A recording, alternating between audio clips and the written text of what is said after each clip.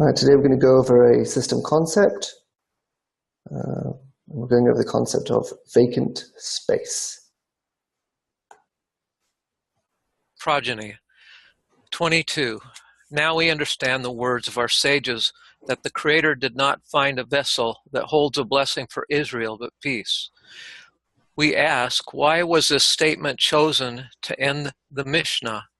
According to the above, we understand that the eternal soul of life that the Creator had blown into his nostrils, only for the needs of Adam HaRishon, first man, has departed because of the sin of the tree of knowledge. It acquired a new form called sweat of life, meaning the general has been divided into a great many particulars, tiny drops, divided between Adam HaRishon, first man, and all his progeny through the end of time. It follows that there are no changes in the acts of the Creator, but there is rather an additional form here. This common light of life, which was packed in the nose of Adam HaRishon, first man, has expanded into a long chain, evolving on the wheel of transformation of form in many bodies, body after body, until the necessary end of correction. One lives for the whole chain. It turns out that he died at the very day he ate from the tree of knowledge, and the eternal life departed him.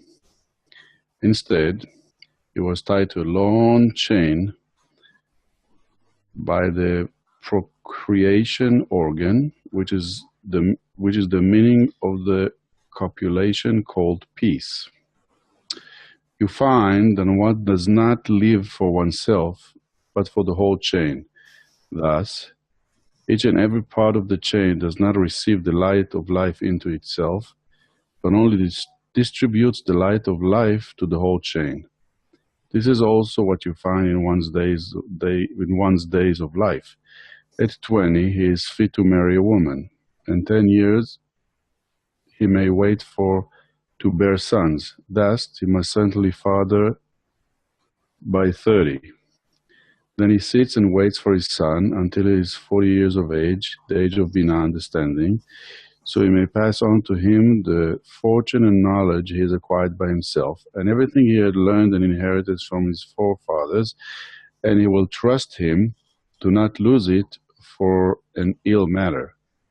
Then he promptly passes away, and his son grips the continuation of the chain in his father's place.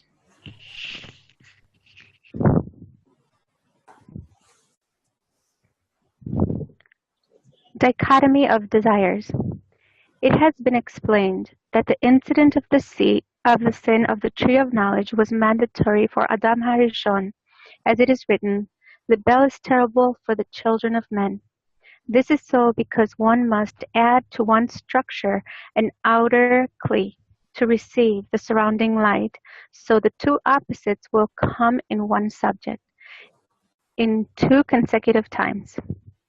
During the Katnut period, the smallness period, he will be dependent on the Sitra Achra, other side. His vessels of reception of the vacant space will grow to their desired measure by the separated pleasures that one receives because of them. Finally, when one reaches Gadlut, greatness, and engages in Torah and mitzvot, precepts, the ability to turn the great vessels of reception in order to bestow will be readily available. This is the primary goal called the light of truth and the seal. However, it is known that before one connects the Kedusha, holiness, one must retire once more from any form of reception that he had received from the table of the Sitra Achra, other side, as the commandment of love came to us, with all thy heart and with all thy soul. Hence, what have the sages done by this correction if one loses everything he has acquired from the Sitra Achra, other side?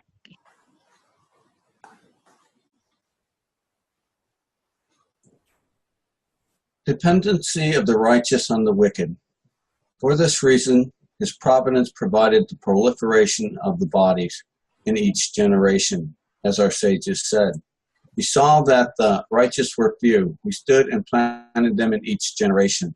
This means that he saw that in the end, the righteous will repel the matter of self-reception altogether, and thus their surrounding light would diminish, since the outer kli vessels that is fit for it will be repelled from them.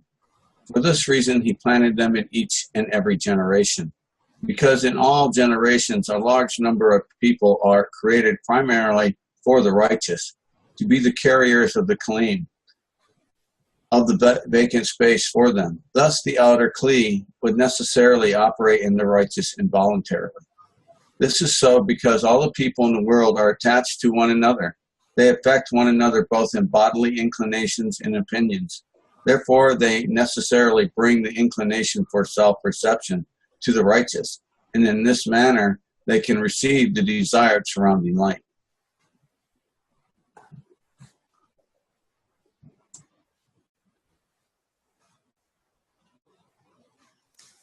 Quantity versus quality. However, accordingly, the righteous and the wicked should have been of equal weight in each generation. Yet this is not so, and for each righteous, we find many thousands of vain ones. Yet you must know that there are two kinds of governance in creation. A qualitative force, B, a quantitative force. The force of those that hang above the feet of the sitracha, other side, is meager, contemptible, and low, undesirable, and purposeless, and they are blown like chaff in the wind. Thus, how can such as those do anything to wise-hearted people, whose ways clear with desire and aim, and a pillar of upper light shines before them day and night sufficiently to bring the tiny inclinations in their hearts? Hence he provided the quantitative force in creation, as this force does not need any quality. I will explain it to you by the way we find the qualitative force strength, such as lions and tigers, where because of the great quality of their strength, no man will fight them.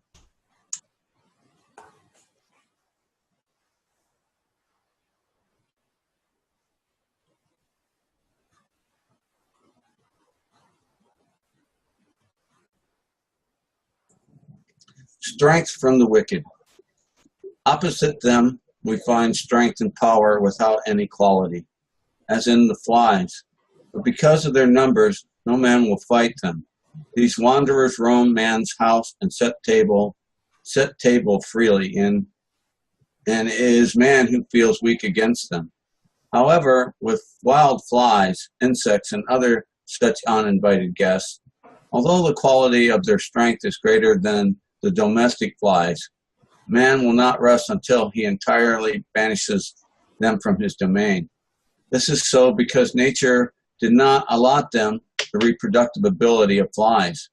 Accordingly, you can see that there must necessarily be a great multitude for every single righteous.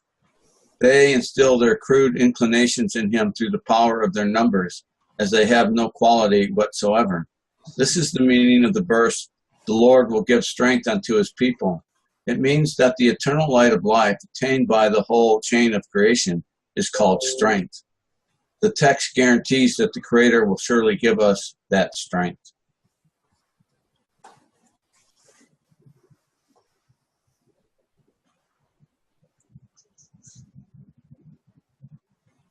End of correction. Yet we should ask, how so? Since every person is not whole in and of himself, as our sages have written, it is better for one to not be born than to be born. Why then are we sure of his eternity? And the verse ends, and the Lord will bless his people with peace, meaning the blessing of the sons. It is as our sages said in Masekut Sabbath, Tractate of Rest, who makes peace in the house is idle. It is so because through the sons, this chain is tied and linked through the end of correction. At that time, all the parts will be in eternity. For this reason, our sages said the Creator did not find a receptacle that holds a blessing for Israel, but peace, because as his blessing is eternal, the receiver should be eternal. Thus we find that through the sons, the fathers hold, and create among them the chain of eternity, fit to hold the blessing for eternity. It follows that it is peace that holds and conducts the wholeness of the blessing. Hence, our sages ended the Mishnah with this verse. Since peace is the vessel that holds the blessing of the Torah and all the mitzvot precepts for us until the complete and eternal redemption soon in our days. Amen. And everything will come to its place in peace. Introduction to the book Panim Meirot uMasbirot, Bal Hasalam. So, what are your thoughts?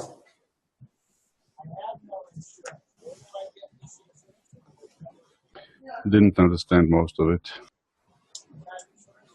I have a question as far as it's maybe the first slide. It talked about katnut and being the sitra, using the sitra acha.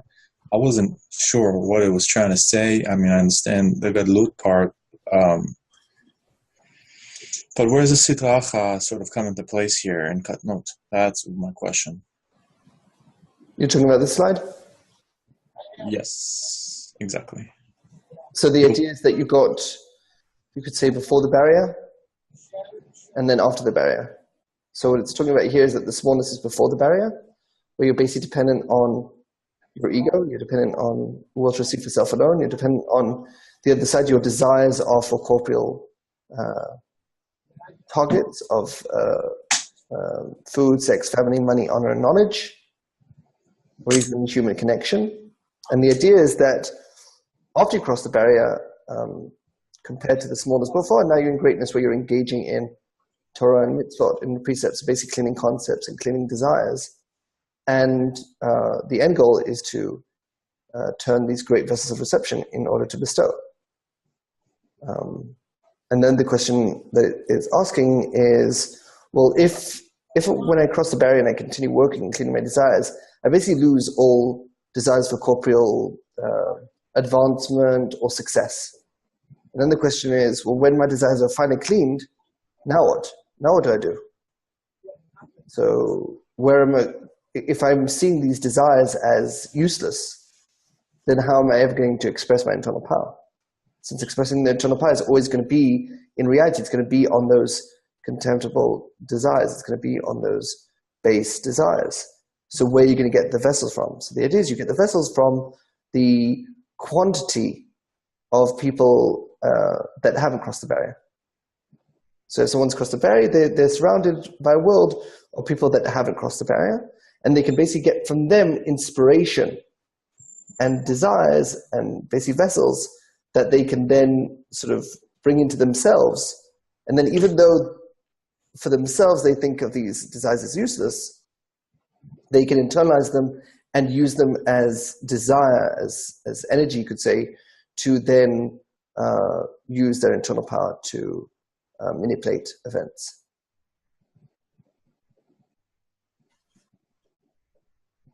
So you'll have someone before the barrier who, let's say, the reason why he wants internal power is so he can be successful at business. And then what happens is he crosses the barrier and he starts advancing. He basically loses desire for business. He becomes so focused on his advancement. He basically loses the need to be successful in business because of the sense of self. Since the sense of self has now shifted from a business need, like, oh, I'm worth nothing if I'm not in my business, and it shifts to I'm nothing unless I'm the creator.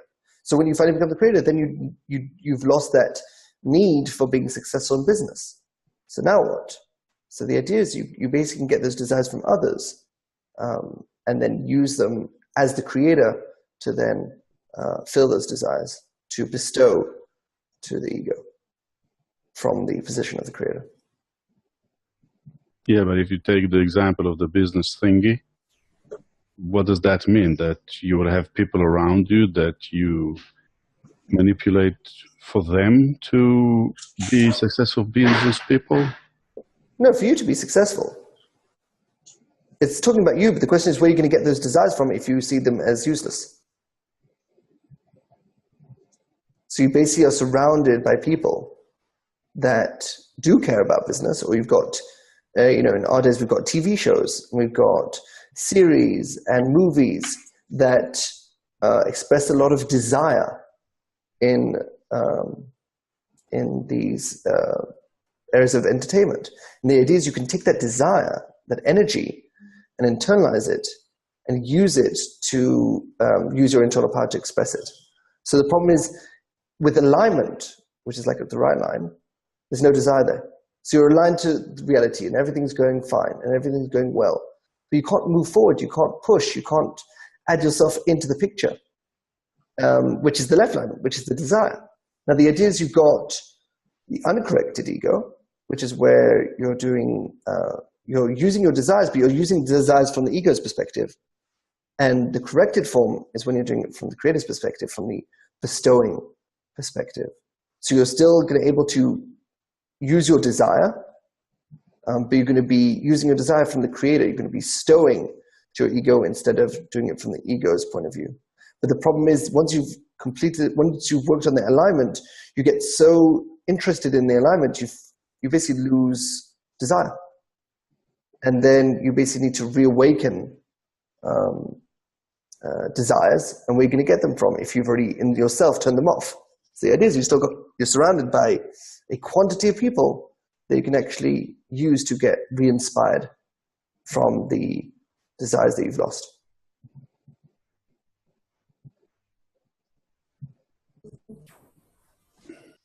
In the reading, it mentions also that they are strength, but lacks quality.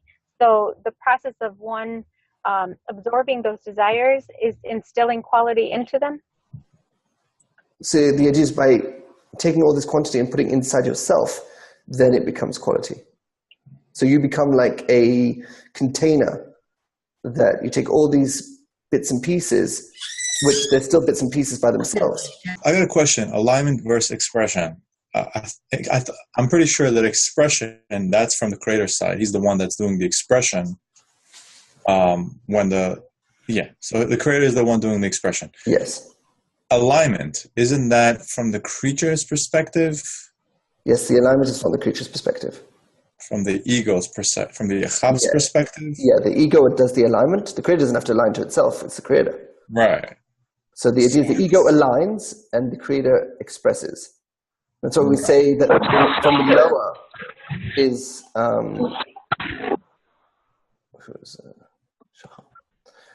from the lower, we normally say Ol Chasadim, which is light of mercy, which is considered from the ego. And then you've got from the upper comes the Ol Chokhmah, which is the light of wisdom that comes from the creator. So the idea is that when you're in the creator's perspective, you're bestowing, you're giving the light of wisdom to the lower. And when you're in the perspective of the ego, you're aligning to the upper, which means you're doing the alignment, which is the light of mercy. Well, the alignment is basically aligning the desire from the creature's perspective, the chap, aligning that desire with the goal of the creator, which is the desire of the creator, and that becomes alignment. Repeat the question. Basically, alignment is when the desire of the chap is in alignment with the desire of the creator, the goal of the creator. Of the GE, yes. GE, right? That's alignment.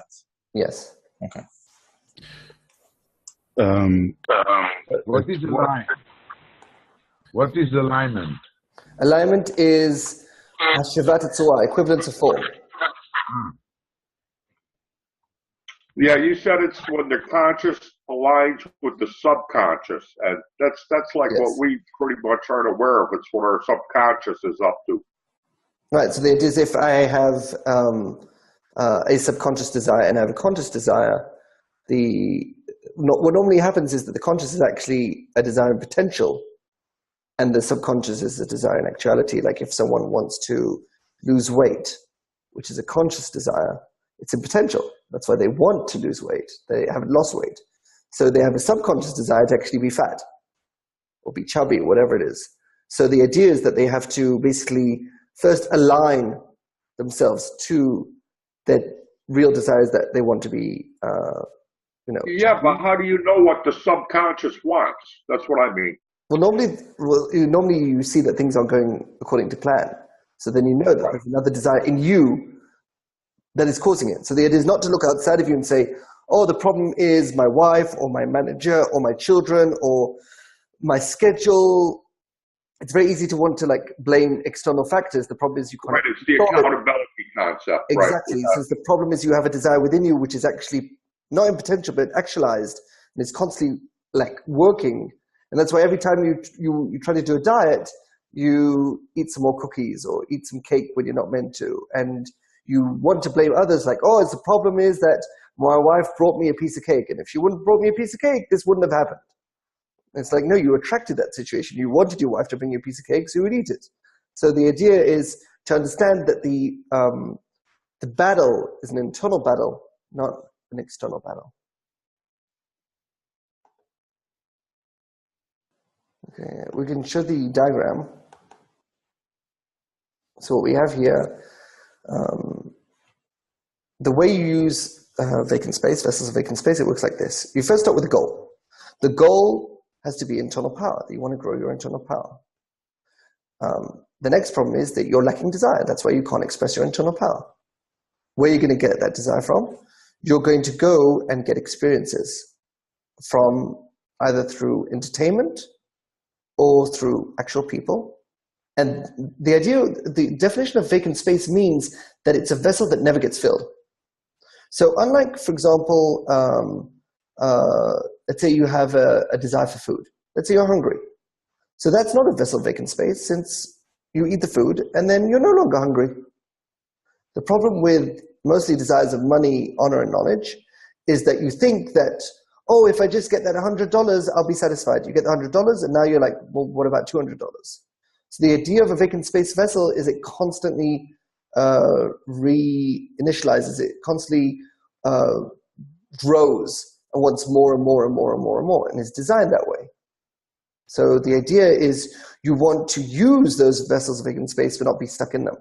And the problem is when you're below the barrier, you're basically stuck in them. And then you're constantly running after your tail for wanting more and more and more. It's oh, if I only get this job, I'll be happy. And then you get the job, and then you're well, only if I get this promotion, I'll be happy. And then you get the promotion, and then you're yeah, but only if I become a manager, then I'll be happy. And you become a manager. You just constantly are running after more and more and more, and you never are satisfied. So the idea is to, with the correction, to basically shift your sense of self to the creator, which is absolute. And then you can use the vessels of vacant space without being stuck in them. And that's where you basically collect the experiences. And then once you've got those experiences, which builds a new desire, then you can express your GE using the echap. So the echap as the desire for expression, and the GE has the power itself, the internal power that can express to your echap. And that will allow you to be, for example, successful at business, but without feeling your sense of self in the business desires. So, for example, if, let's say, the business is on a little, is not stable, you'll still be stable since your sense of self is the creator and not in your business. And what happens normally in people when they're in business, if the business gets a little rockety, they start to, get a little unstable themselves.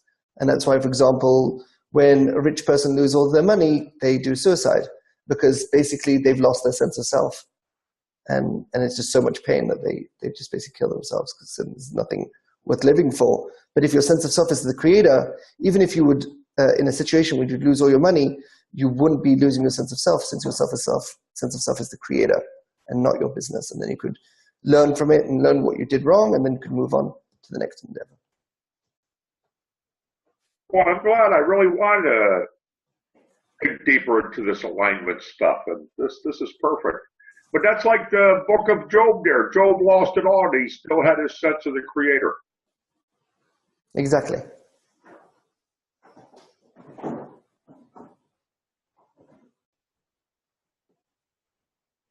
But even in that story, for example, of Job, he had to shift his sense of self. He had that growth throughout the story. So the idea is at the beginning, his sense of self was basically his body. And that's why he had no problem with losing his family. But once he had inflictions on his body, that's when he started to become a little unstable. Yeah. Right? And that's when he had to basically go through that growth of then shifting the sense of self to the creator. And then finally he could get everything he wanted back into order. He got a family in the end and lived happily ever after. That's an incredible diagram here. Like I said, it's amazing. This manifested exactly what I wanted. So the idea of the alignment is always from the achab. The achab is what feels the lack of alignment. And the GE, it cares about its expression. So the idea is that when you get to end of expression, you basically know if you're bothered, who's bothered. So if you can't express yourself, the achab doesn't care about that. It's the GE that cares about that. Why can't I express my internal power? That's a GE problem. And why am I not aligned to things? Why are things not working the way I want to? That's the alignment of the achab, which has the problem. I'd say that most of this is needed at end of correction, but you can get inspired from this and use it before in the sense of, let's say, for example, you're before the barrier and you don't have enough desire to actually cross the barrier. What are you going to do? So the idea is that's what the environment is for. And the idea is to understand that that subconsciously you have a desire to not cross the barrier, and that's why you haven't crossed the barrier. And that desire to not cross the barrier is in actuality. That's why you haven't crossed the barrier. You have another desire, external desire, that is a potential that wants to cross the barrier, right? So you basically got to fight within inside yourself where you've got an actualized desire that you don't want to cross the barrier for all different reasons. You're scared. There's things that bother you. There's things that bother you in the method or in the environment, whatever it is. You have another desire that you actually do want to cross the barrier, but it's an external desire. So it's a potential desire. It's not been actualized. Otherwise you would have crossed. So then you've got this fight within yourself. What are you going to do? The actualized will always win the potential. So what you need is to go to the environment. The environment is outside of this war. And then you can basically get inspired from the environment and overpower, or you could say subdue, the actualized desire of not wanting to cross the barrier. You can basically subdue that for a while. And then you can collect discernments to grow the potential desire to cross the barrier to make it actualized. So you're subduing the left and increasing the right. And then when the desire for crossing the barrier reaches actuality, then you cross the barrier. It's like the first example of us aligning. That's fantastic. So it shows we have done it once, to cross the barrier.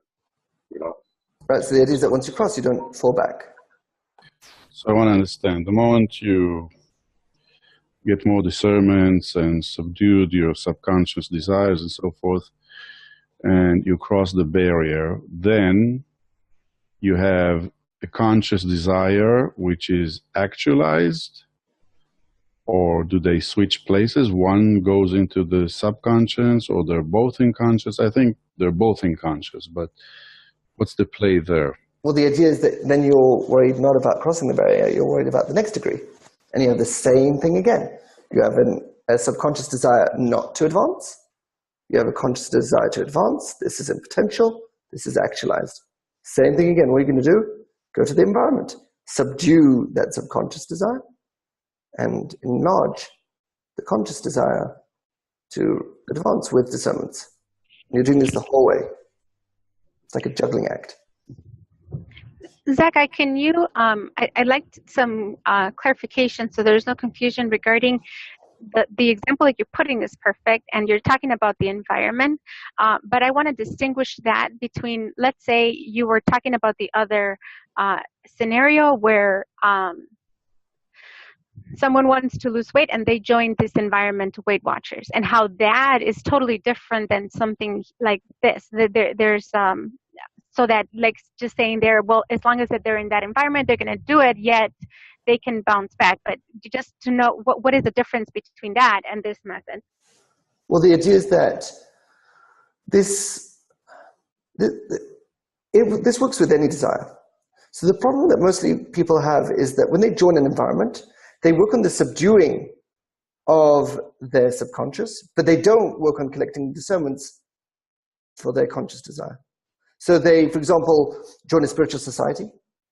They subdue their ego. They subdue their subconscious, and they, for a while, feel okay.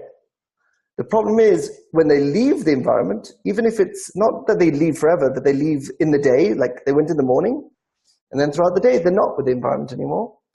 Then what happens is the subconscious basically reinvigorates it, like reactivates, and they're basically stuck in the same situation they were before. So they're basically spending a lot of time, many years, just dealing with the subconscious. They're either reducing it or allowing it to reactivate, reducing it, allowing it to reactivate. So for example, when you're in Weight Watchers, you're like, yeah, I'm going to be on a diet. And you even have this inertia that when you go home, you're like, oh, I'm not going to touch the wafers. I'm not going to touch all the bad food. No sweets for me. Then that inertia runs out. And then your subconscious reactivates. And then you're back to eating sweets and eating cake. And then normally you have to go back to the Weight Watchers to get that process done again. But you're basically running after your tail because you're constantly just dealing with this deactivation and reactivation of your subconscious.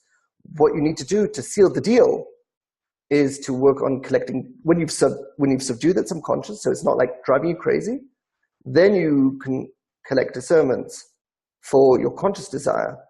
And then when you convert that design potential in your consciousness to design actuality, then you no longer need the environment to subdue your subconscious, since you've got a conscious desire that actually overpowers the subconscious.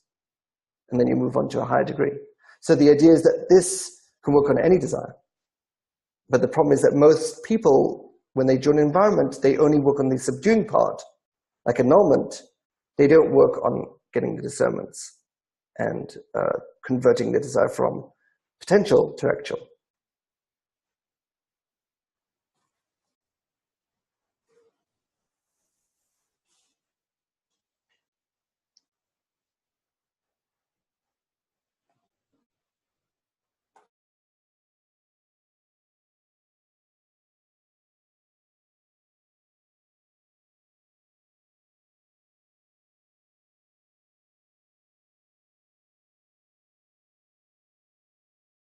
Hey, thanks.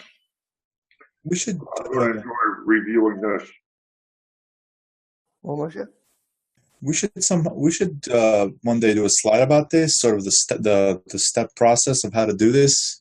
I think it's really applicable to everyday life, and I think it'd be really awesome to log this and kind of put this in like some kind of like diagram and like a step-by-step sort of process, because what you just described is so awesome.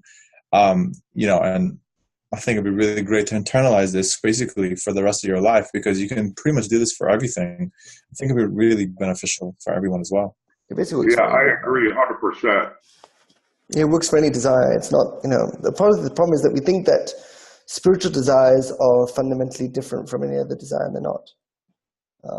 They're more sublime, they're more subtle, but they're still a desire, and the method works on every desire the exact same way. Yeah, this is exciting.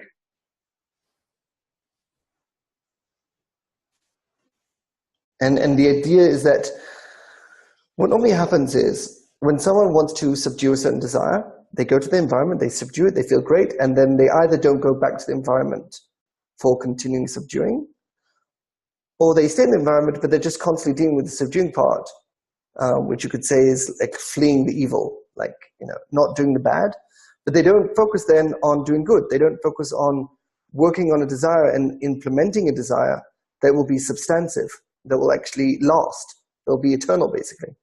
And they're constantly running on the desire for whatever it is: food, sex, family, money, honor, and knowledge, drugs, same thing, also alcohol, right? So let's say you've got someone who's got a drug problem, and they go to an environment and they subdue that emptiness or whatever it is that's causing them to want drugs in the first place, and they feel subdued, and they're in an environment, they feel great. They leave the environment, it comes back up, and they're stuck in the same situation again.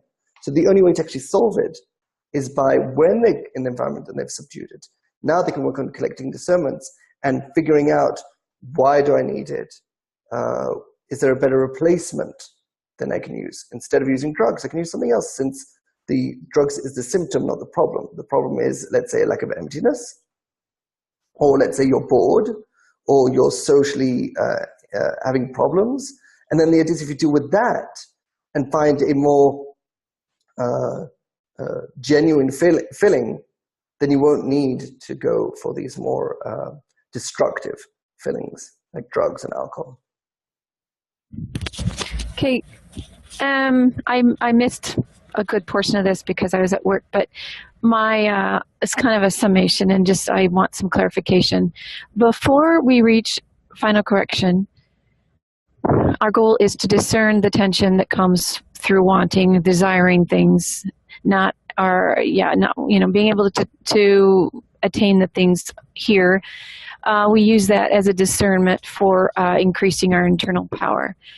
Once we get to final end of correction, we've gained a level of internal power, and our objective now is to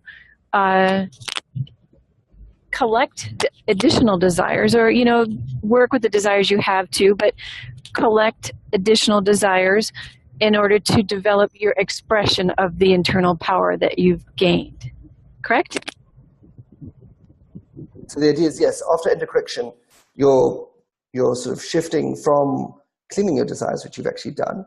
You've had, the resurrection of the dead in 4.4, and you've had that final battle, and you've cleaned those desires, and then you basically reach at 4.4.4, end of correction. You're feeling great, and then you're like, now what? So the work after end of correction is not end of expression, it's end of correction, and now you're actually working on expression. Now you're working on, okay, now I've cleaned my desires, and I've got internal power, and how do I use it? And what do I use it on? And that's where the vacant space vessels come into play. And if we look at the diagram again, I can go over the diagram again.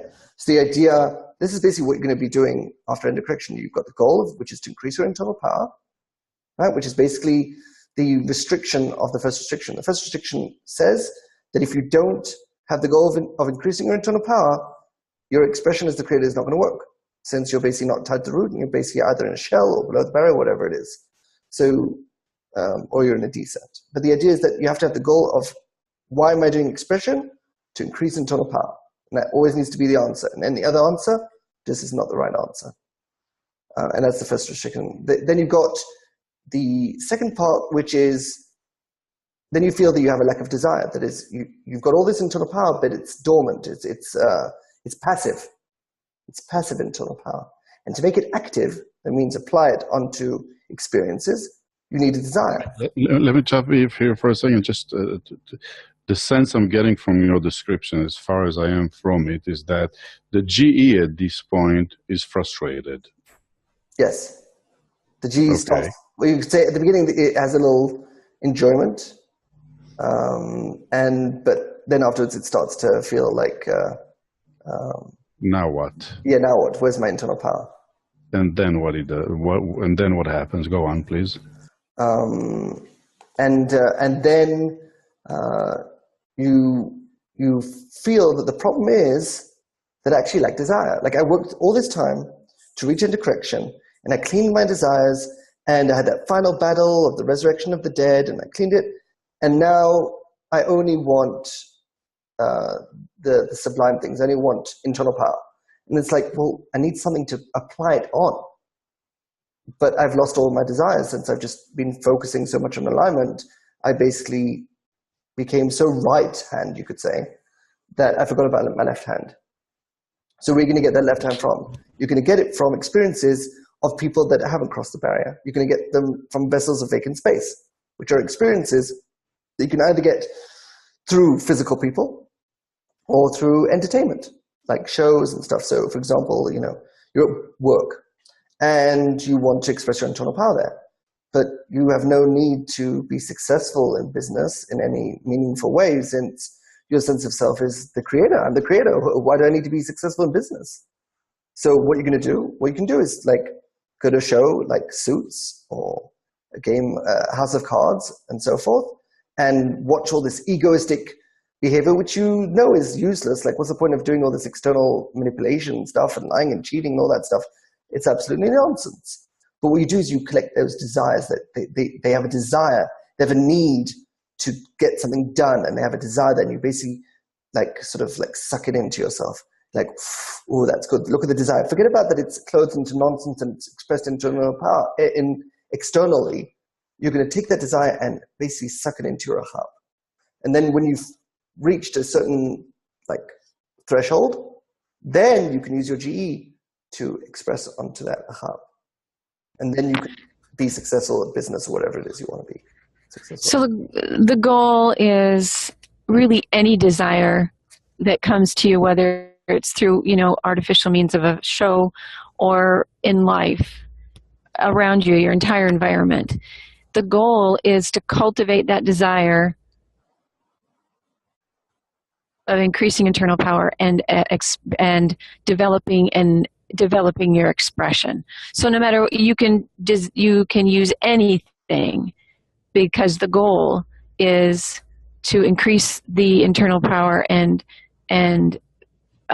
fine-tune the expression. Yeah, you can basically say you're taking desires of others, unclothing them from their coarse physical clothings, making them basically spiritual desires, and then you can use your GE to apply onto them and then use them to actually concatenate and cascade down to physicality. So I wanna understand something. So here I am, theoretically speaking, at the end of correction. I don't have any more desires of my own, which I'm interested in investing. That's number 2 in your picture, lack of desire. And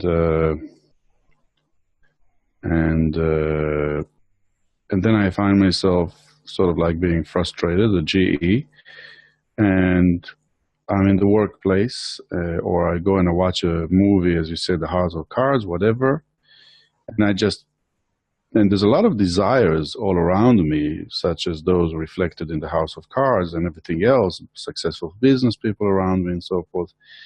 I just choose which of those desires to suck into me, or do I have a choice there, or how does it work? Just by experiencing it, you suck it in. Yeah, but the moment I suck it in, and let's say I suck in the desire to be a successful businessman, yes, then that means this will gradually fall into reality, and I will find myself as a successful businessman, right? Exactly, because you're going to be using your sense of self as the creator and express it to your ego. Think of it like this. The problem that we have before the barrier is that we think we are the ego. And we think we're our ego, and what do we want? I want filling, and I want filling, and I want filling. What you're doing in the correction phase, which is basically crossing the barrier and reaching into correction, you're shifting your sense of self that, wait a second, I'm not the ego. I have an ego. And that's why the whole idea that, Pharaoh and all these characters represent when your sense of self is in the ego. And the idea is to shift your sense of self to the creator, to be in the domain of there's none else besides him, which means there's none else besides you. And this happens at the end of correction. It finalizes at end of correction. Mm-hmm. It finalizes at end of correction. And then what you're doing basically from end of correction and onwards, you're working on expression, which is called the light of Chaya, the light of life. And the idea is you're expressing that the power of the creator as the creator, because that's the first restriction, that you cannot express that power as the ego. Because remember, the ego doesn't actually care about internal power. The ego only cares about external filling. So you need to shift your sense of self to the creator, which only cares about power, doesn't care about filling at all. And then it will bestow to the creature. But who is the creature? You are the creature. Suddenly you become two people. You become the creator within you and the ego within you. And the creator within you is going to bestow to the creator, to the creature, to the ego within you. And that's why the goal of creation is to bestow to the creatures. Okay, so but I want to thank you first of all. But in the example that you gave earlier, where I acquire a desire, I suck into myself a desire to be a successful businessman, and I become a businessman. So what other so let's say I become a successful businessman and then become a successful scholar and people respect me and so forth. But why am I doing all of that if I've lost interest in that? Why do I want to be? Because you want to express Do I your have a internal power. choice? Do I have a choice? Can I like decide, well, I don't want to be a successful businessman? Or do Yes, I you not can. have a choice? No, you have a choice. You can decide what venue you want to express your internal power on. Okay, that's what I was missing. And that's the freedom. The freedom says that you're not dictated by your desires anymore. You can dictate what desires you're going to have and how they're going to be implemented. But since your sense of self is now the creator. So you're looking down on your desires and you're like, which desire will I pick? Not because I care about the desire. I don't care about the desire. I don't care about actually being successful in business. But you care about the expression. I care about expressing my internal power, activating my internal power. And to activate my internal power, I need a desire that will actually receive that internal power. Absolutely. But one more question. At the end of correction, I have internal power. What's driving me? I mean, expressing it is my goal at that stage, or making it even larger is my goal at this stage, meaning gaining more internal power. What's driving me? It works together. The idea is that you want more internal power, and the way you're going to get more internal power is by expressing it. It's like practice makes perfect. I get more internal power by expressing it. Can you elaborate on that? Because of course the sense, and of course that's a corporeal feeling. The sense is like, well, I've got, 100 kilos of power. If I'm spending 20, I'm left with 80. So I get that that's not the case. But how, by expressing the 100, turns into 120? Repeat the question. Let's say I have 100 kilos of internal power at the end of correction. How, via expression, I get even more internal power? Well, think of it like playing the piano. The more you play the piano, the better you get at it. So the idea is that the more you use your internal power, the more you actually get more internal power, because what it does is it causes a circulation where the more you spend it, the more you get. It's like a quota sort of thing, that the more you spend it, the more you get. And you said like the more you practice on a piano, the better you get at a piano. Is that what you said? Yes. Practice makes perfect. Uh-huh. Like I wanted to ask, I think, I'm not sure if it's regarding form and matter, but using any desire that I see corporeally or on TV or whatever, because, for example, if you're looking at a movie series there, and there's like rape or, killing, even that intense desire can be used, not because I want to do that, but I can still extract that raw energy from it. Isn't that correct? Exactly. And that is, you can extract that energy without wanting the corporeal clothing that it's expressed in.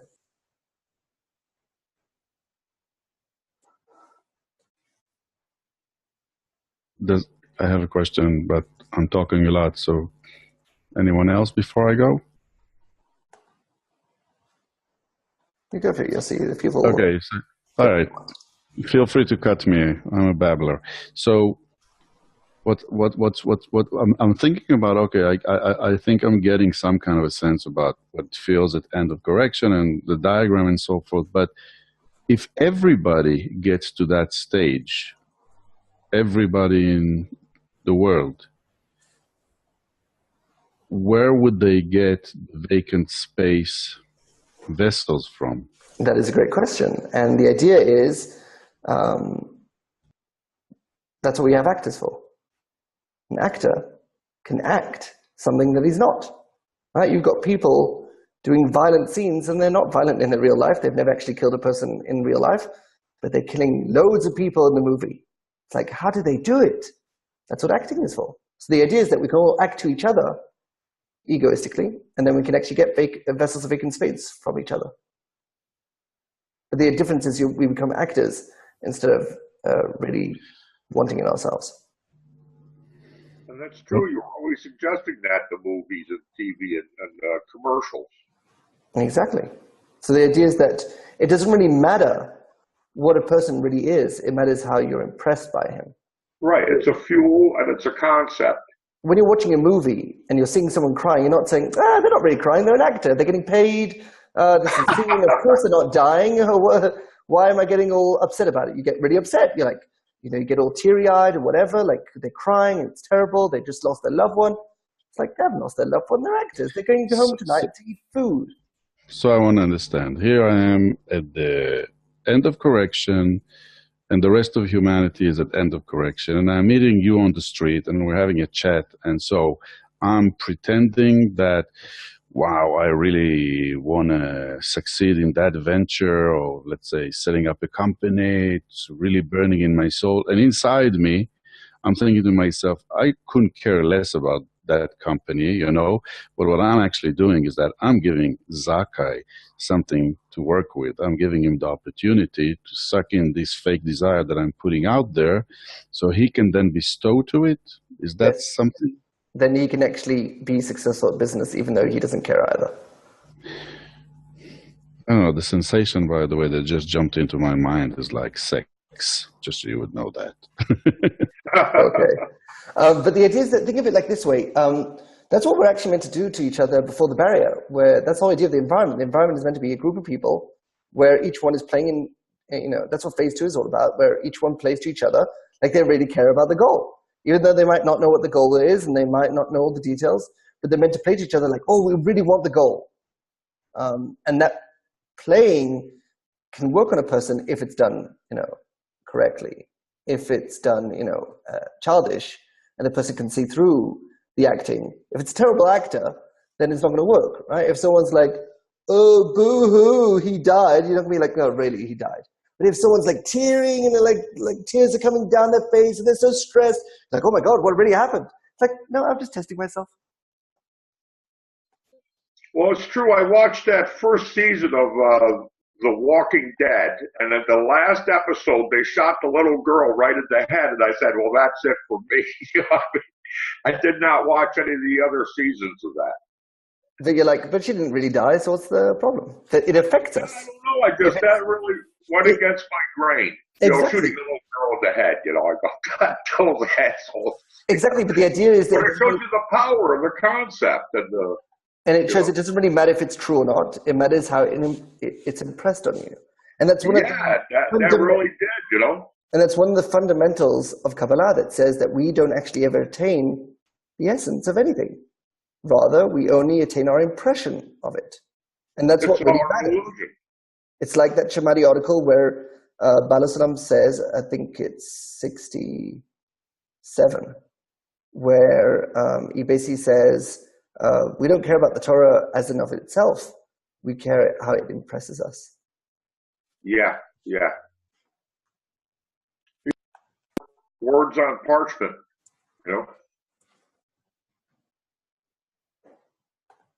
Hey, Yossi, you teed up a great question there.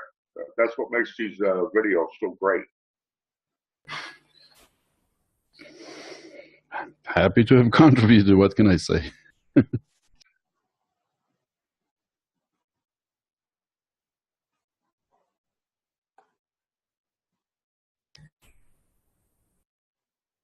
So the vacant space vessels are those desires that we have, which are, we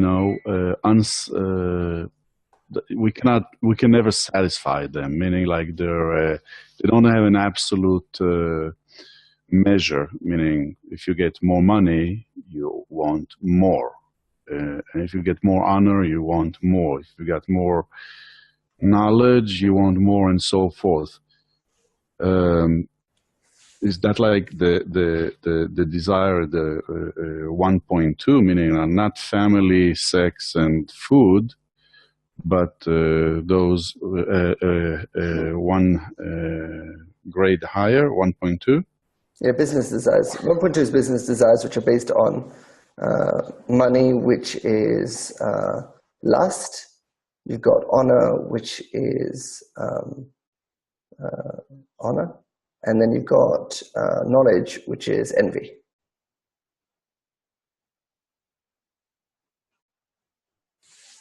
So these are that's the group of the vacant space vessels. That's where it mostly is, yes. That's where you're going to be basically spending most of the time expressing on. The idea is that every 0.2 of any phase is the height of that phase. So the height of humanity is 1.2, right? Religion, and which is 1.3, and Kabbalah, which is 1.4, they're just preparations for the spiritual society, which is phase 2. But from phase 1's perspective, it's basically 1.1, which is preparation, which is like, let's say, the desires of the third world country. And then you have first world country issues, which are money, honor, and knowledge.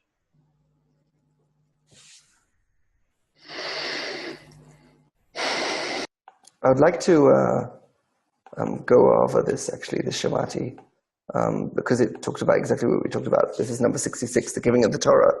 So start reading. The issue of the giving of the Torah that occurred on Mount Sinai does not mean that the Torah was given once and then the giving was stopped. Rather, there is no absence in spirituality, since spirituality is an eternal matter, unending. But since, from the perspective of the giver, we are unfit to receive the Torah, we say that the cessation is by the upper one. However, then, at the foot of Mount Sinai, the whole of Israel were ready to receive the Torah, as it is written, there Israel encamped before the mount as one man in one heart. At that time, the whole public was prepared. They had but one intention with a single thought about the reception of the Torah. However, there are no changes from the perspective of the giver. He always gives. It is written in the name of the Baal Shem Tov that every day must one hear the 10 Commandments on Mount Sinai. The Torah is called the potion of life and the potion of death. We must understand how two opposites can be said about a single subject. We must know that we cannot attain any reality as it itself, rather we attain everything according to our sensations. And reality, as it is in itself, is of no interest to us at all. Hence, we do not attain the Torah as it is in itself, but only attain our sensations. Thus, all of our impressions follow are only on our sensations. Should I go on? Somebody else wants to jump in? Yeah.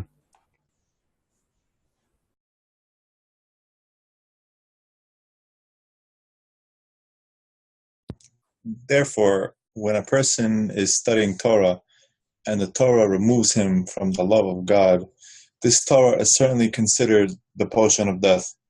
Conversely, if this Torah that he is learning brings him closer to the love of God, it is certainly considered the potion of life.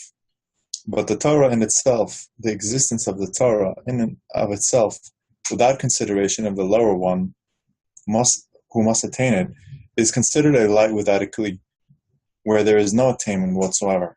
Hence, when we speak of the Torah, it refers to the sensation that a person receives from the Torah, and only they determine the reality for the creatures.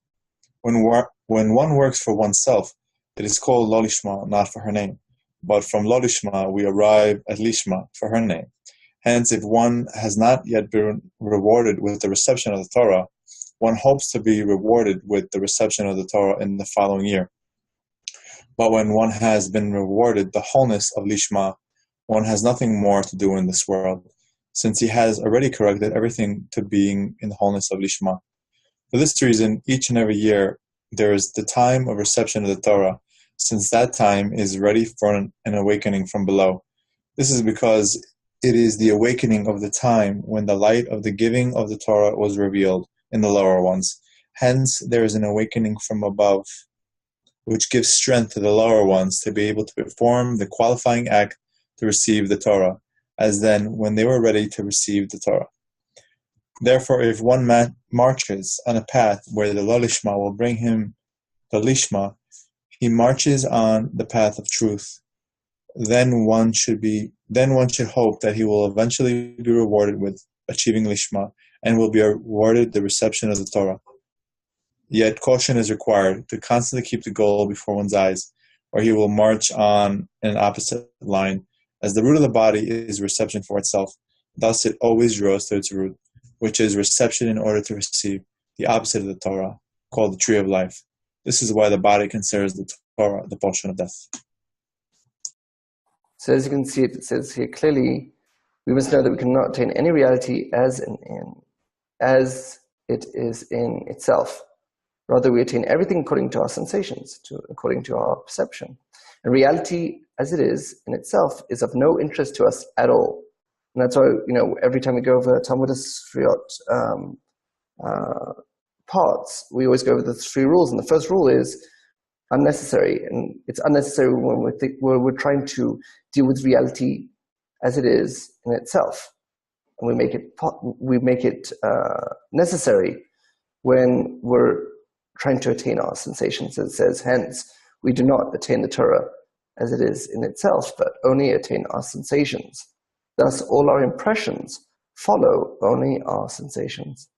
And that's why it doesn't really matter if someone is in attainment or not. What matters if you think they're in attainment, because then you're going to be impressed in that way. In the same way, at the end of the day, it really doesn't matter. When we say we're the creator, who cares what anybody else says? It's always in your perception, and it's always in your vessel. So it's like, basically, you create your own reality through your own perception. Whether it may be true or not true, it doesn't really matter, because if you believe it, then that's it, right? I mean, it's always through your perception. Exactly. You do want to have some kind of grounding, so you don't want to think you're the Queen of England and not have any sort of things in reality to see for. So one of the ideas is that when you're actually doing expression of internal power, other people can see the results. So it's not like you're thinking, oh, I'm the most powerful being on earth, and then you're getting divorced and you're stuck with bills and your health is deteriorating. You're like, oh, I'm the most powerful. It's like, well, then why are all these things happening to you? Oh, it's just part of the plan. The idea is you need expression works in reality. People can see the results. People can see, wow, the life of this person is getting so much better. You want to be a model. Exactly. And there's a Shemati article of that, exactly. So by becoming that model, and that's why the light of wisdom is expressed to people, so they can basically have faith above reason that it's possible for them as well to go through the entire process. Because if you basically have someone that, if no one's a model, then what's the whole point? The whole idea is you want a model saying, look what happened to me, like they do on TV, where it's like, I tried this diet thing, and I lost 50 pounds. It's like, you can be like me. But if someone's fat, he's not going to do a great job of selling a diet plan. You want someone who was fat and they became thin. So again, you want a model to be someone who was fighting with the desires constantly, and they're cleaning the desires, and they're having very clean desires, and they know exactly what they want, and they get it, what they want. And they're like, look at me. I used to have very inconsistent desires, and look at me now. I've got very clean, pristine desires. Yeah, and I think that's the key, is to really clarify and really clarify in detail what those desires are. And remember, selling diet plans doesn't work where the person is thin from the beginning, right? You're not going to have a thin model saying, look how I use this diet plan to lose weight. It's like, you're exactly the same weight. You're just thin. It didn't work. So you want someone who was fat, obese, trying it on, terrible story, and to make people weep. And then you're like, I tried it and look at me now. I'm, now confident and sexy and thin. So the same thing is Kabbalah is meant to do, where it's meant to bring prosperity to our physical lives. But the idea is that your sense of self is the creator, so you're giving the prosperity to yourself, not that you are the ego receiving the prosperity. You are the creator giving that prosperity. Just so happens that you have a body.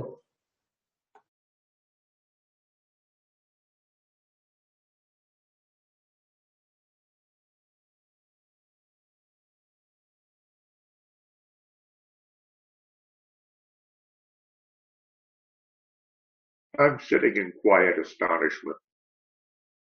And I just want to, some people might say, that doesn't sound right. And I just want to bring this quote from Bala Sulam from One Commandment, the essence of prophetic success.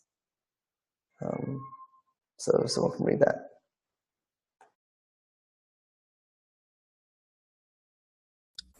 The essence of prophetic success. The essence of prophetic success is to extend the upper light to the dwellers below. The one who brings it lowest is the most successful. Above and below are measured in spirit and in physical benefit, since the physical obtained by prophecy is the point that gives people footing, and it is known that the focal point in the work of God is the first footing. Right, and you can see it. It says it very clearly. Well, explain that. So it is the essence of prophetic success. It means the essence of internal power, or the success of internal power, is to extend the upper light, internal power, to the dwellers below, to the ego. And the one who brings it lowest, which means that they're able to bring it to the desires of 1.1 and 1.2, which are desires of food, sex, family, honor, and money, honor, and knowledge, are the most successful. Right? So someone only brings it to connection, which is 2.1, or they only bring it to mutual guarantee, which is 2.2, that's not considered the most successful. So the most successful is when you can bring it to the lowest desires, which are food, sex, and family, money, honor, and knowledge. Yeah, that's what I got out of it also. When I basically saw the one who brings it to the lowest was basically to the desires of the nations of the world. Exactly. Yeah. So when you bring it to connection and mutual guarantee, those are the desires of Israel and not the desires of the nations of the world.